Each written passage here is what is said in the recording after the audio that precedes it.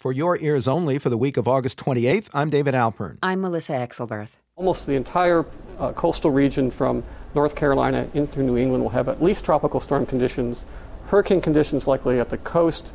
Again, North Carolina perhaps Category 3, Category 1 to Category 2 in the northeast and into New England.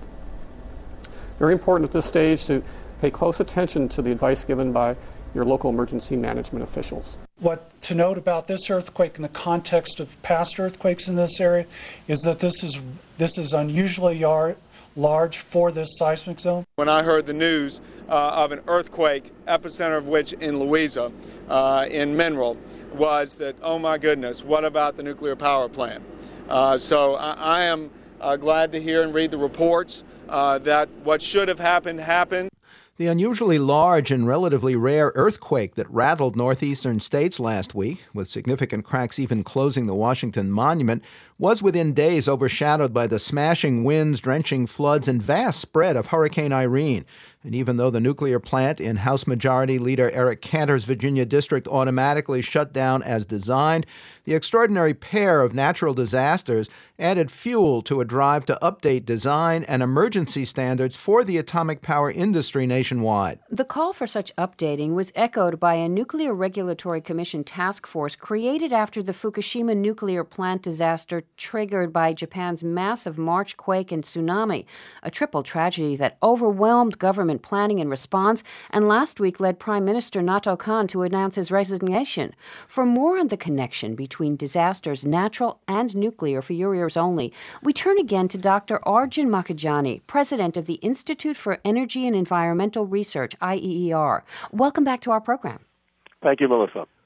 More than a dozen U.S. nuclear plants felt last week's quake, but only the one in Cantor's district, quite close to the epicenter, went on automatic shutdown.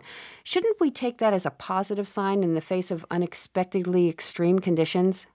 Well, it is a positive sign. You know, the vast majority of times when there are events like this, tornadoes, storms that knock out transmission, earthquakes, as in this case, what happened was the grid power to the power plant was knocked out. And unlike many other plants, you need to power the nuclear power plant even when it's not operating to keep it cool, as we know from Fukushima. So when grid power is knocked out, the emergency generator should come on, and they did. So the vast majority of time, unlike Fukushima, the emergency systems do operate. So that is a good sign. What is troubling currently is the inaction of the Nuclear Regulatory Commission, relatively speaking, to the recommendations of its own task force, that we need to be more vigilant and we need regulatory changes. We can't just depend on the probability that these things will work, because sometimes they don't, with catastrophic consequences. What were the major points of design and emergency response that NRC task force found in need of updating? Well, actually, they made a rather sweeping recommendation that the time has come to make a change in the regulatory framework. A large part of the problem is that many things are not regarded as credible. Many accidents are not regarded as credible. And in such cases called beyond design basis events, a lot of the actions to mitigate the effect of accidents or to prevent severe releases are left to voluntary compliance. Also left to voluntary action is whether you're going to reassess the seismic risk. It's not required when a reactor is relicensed for another 20 years. For example, the vents that failed at Fukushima, they were required to be installed voluntarily, and some reactors did not install them. They're not inspected because they're not part of the required safety systems. So what the NRC task force says, and this consists of the leading staff members of the Nuclear Regulatory Commission, the most experienced people in the commission. They said that, in the old days we used to operate nuclear power plants with no emergency core cooling system or without robust security protections. And I'm reading from their report. As new information and new analytical techniques are developed, safety standards need to be reviewed, evaluated, and changed. And they said the time has come for such change. But, the Nuclear Regulatory Commission was divided, and ultimately the majority have kind of effectively put this report on ice. Unfortunately, the lessons are 30 years old. The 3 Mile Island Staff Commission said the same thing. You have to change your mindset, and you have to change your regulatory framework. Still has not happened. To what degree do you see last week's unusual quake and extraordinary hurricane raising the level of disaster conditions that nuclear plants should be required to withstand? Well, this is the heart of the problem, is we need to reevaluate. One of the recommendations of this task force was that the flooding and seismic design basis needs to be reevaluated for all nuclear power plants. And eastern nuclear power plants have been particularly called out because, it was thought in the old times that the East is not vulnerable to severe earthquakes. And as seismic understanding has improved, we know that this is not necessarily correct.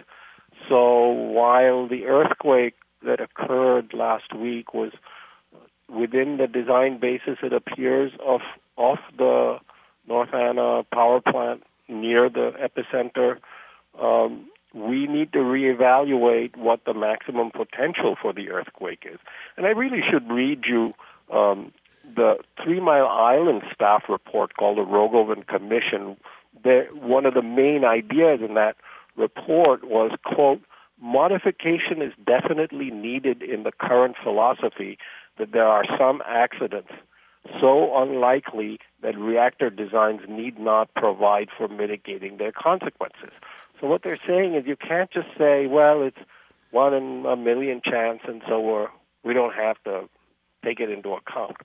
That is the main problem we're looking at, especially flooding, and in my opinion, tornadoes as well, and seismic risks. You're talking about philosophy, but there's also a question of economy. Is there any good estimate of the range of costs involved in refitting old nuclear plants or redesigning plants for new ones, and whether those costs may be too great for private enterprise to continue nuclear power generation in many areas?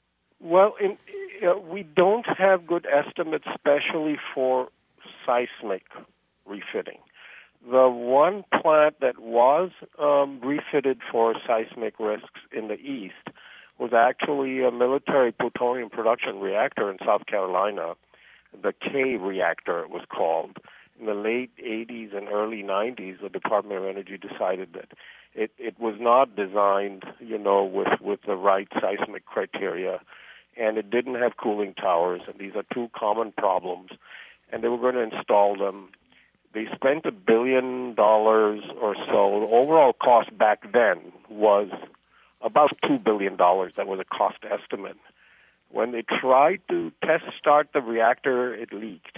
And then eventually they said, well, the Cold War is over. But if you translate that, and that reactor is sort of a similar size, not a power reactor, but similar size to the kind of reactors we're talking about, the backfitting in today's dollars would be several $billion per reactor. Dr. Arjun Makhijani is president of the Institute for Energy and Environmental Research. Next, Libya after Gaddafi, for your ears only.